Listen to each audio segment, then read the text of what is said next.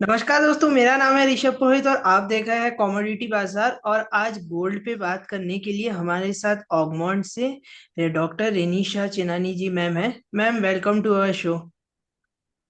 Thank you. Thanks for inviting me Rishabh. Ma'am, आज हमारे show पे आपका पहला इंटरव्यू है और आज ही गोल्ड 1 लाख के पार चला गया है।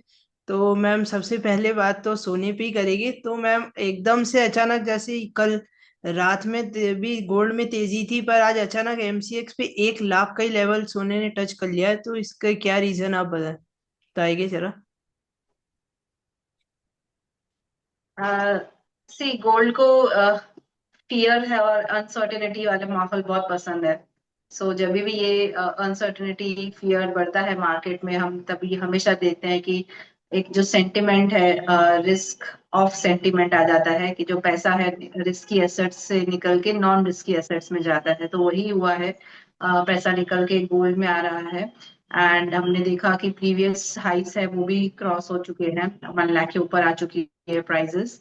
एंड हम्म। अभी कोई एक फैक्टर नहीं है जो प्राइसेस को इम्पैक्ट कर रहा है। पहले अगर हम देखें इवेंट्स जो भी आते थे गोल्ड की मार्केट को इम्पैक्ट करते थे, तो एक टाइम पे एक ही चीज होती थी कि जियो पॉलिटिकल टेंशन चल रहा है, या फिर इंटरेस्ट रेट कट चल रहा है, या फिर कुछ और फैक्टर है। बट अभी क्या हो रहा है 2025 में, एक साथ चार पांच फैक्टर्स प्राइजेस को इम्पैक्ट कर रहे हैं। एक तरह से हम देख रहे हैं कि रशिया यूक्रेन का वॉर चल ही रहा है, वहां पे सीज फायर की बातें हो रही है बट कुछ सॉल्व नहीं हो रहा है।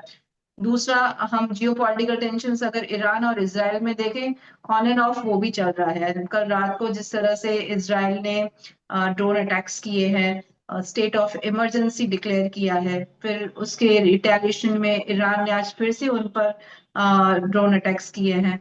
तो जिस तरह से ये माहौल बना हुआ है, जियो पॉलिटिकल टेंशन भी है, टैरिफ वॉर चल रहा है। एक तरफ से ट्रम्प साहब ने कहा है कि वो हम्म। आगे नेक्स्ट 2 हफ्तों में यूनिलैटरल टैरिफ्स लगाएंगे कंट्रीज पर। तो ये टैरिफ वॉर चल रहा है, जियोपॉलिटिकल टेंशन चल रहे हैं, इंटरेस्ट रेट कट का माहौल बना हुआ है हर तरह से। तो जो ये ओवरऑल सिनारियो है, जहाँ पे इतने ज्यादा डेट लेवल्स है, अनसर्टिनिटी है, तो हर तरह से गोल्ड की प्राइस को सपोर्ट मिल रहा है। और कोई बहुत बड़ी डिप नहीं आ रही है। हर छोटी डिप्स पे हम देख रहे हैं कि इन्वेस्टर्स जस्ट वेट कर रहे हैं कि डिप्स मिले और हम बाइंग करें। तो हम रिटेल इन्वेस्टर हो, सेंट्रल बैंक्स हो, ईटीएफ्स हो, हर डिप्स पे बाइंग कर रहे हैं। तो प्राइजेस को ज्यादा गिरना ही का मौका ही नहीं मिल रहा है, एंड हर डिप्स पे अच्छी बाइंग आ रही है। मैम, जैसे अभी जो कल ये ईरान वर्सेस इसराइल की टेंशन अभी चल रही है, तो ये इसका जो गोल्ड पे प्रीमियम है ये अभी आ गया है या अभी ये लॉन्ग टर्म और गोल्ड में इसका इम्पैक्ट देखने को मिलेगा? जैसे हमने देखा था कि कुछ अराउंड सिल्वर में भी 1% की तेजी थी और गोल्ड में भी अराउंड हमने देखा था शायद $50 की तेजी आई थी। तो ये इसका इम्पैक्ट अभी शॉर्ट टर्म ही रहेगा या लॉन्ग टर्म हमें और देखने को मिल सकता है?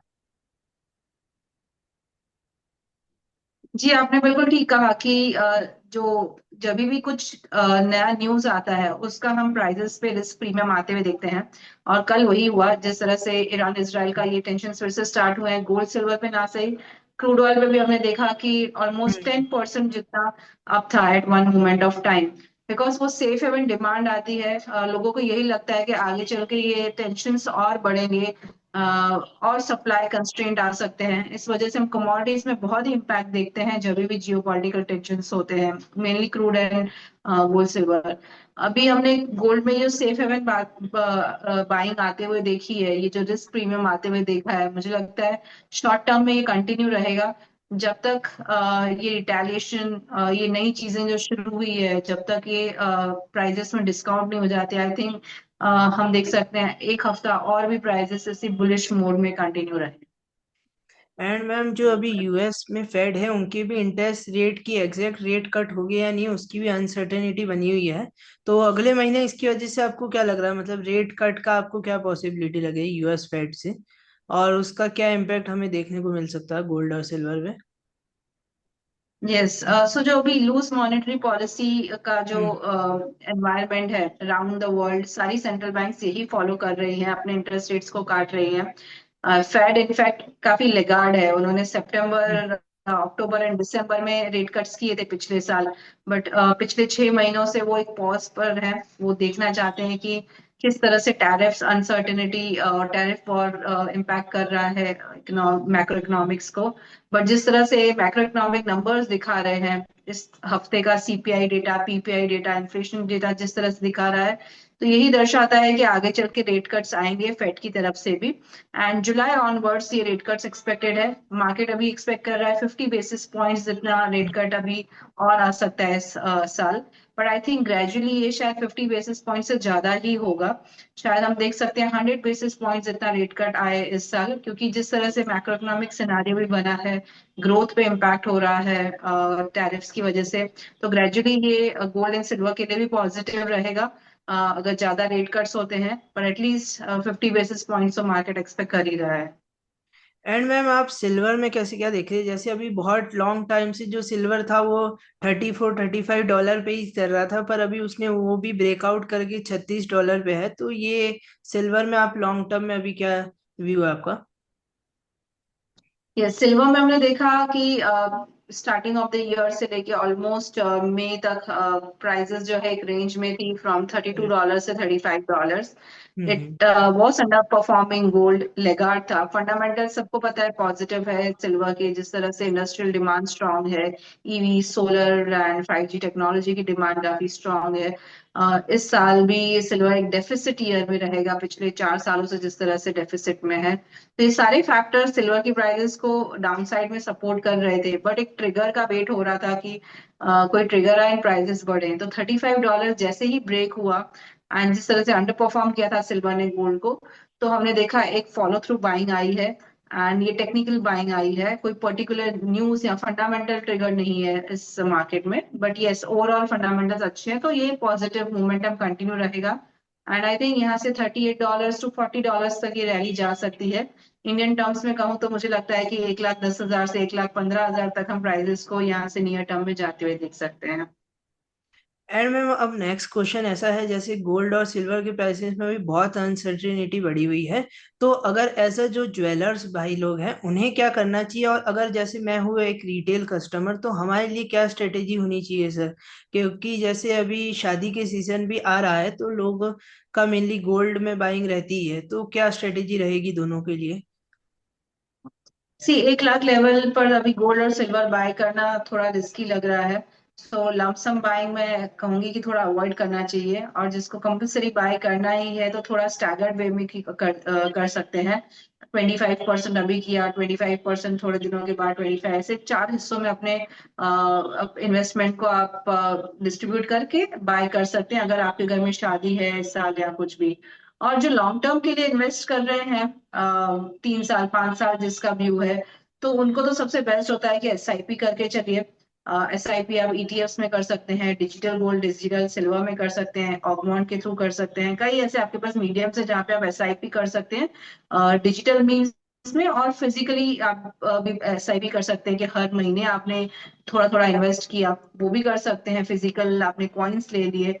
तो the hmm. Best way is कि एसआईपी के थ्रू आप स्टैगर्ड वे में इन्वेस्टेड रहिए इस मार्केट में, तो आपका जो रिस्क एडजस्टेड रिटर्न है वो काफी अच्छा रहता है।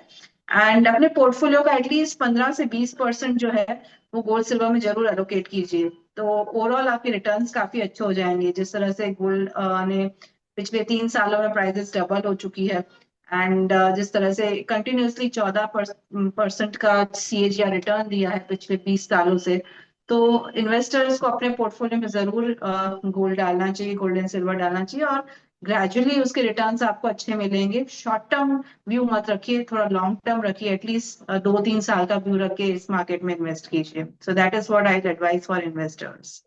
मैम जैसे अभी आपने डिजिटल गोल्ड की बात करी, तो एक जो मिसकंसेप्शन या फिर क्वेश्चन लोगों के मन में बहुत रहता है कि हमें फिजिकल गोल्ड लेना चाहिए या डिजिटल गोल्ड। अगर इसका आप छोटा सा अगर क्लैरिफिकेशन दे सकेंगे तो बहुत सही रहेगा।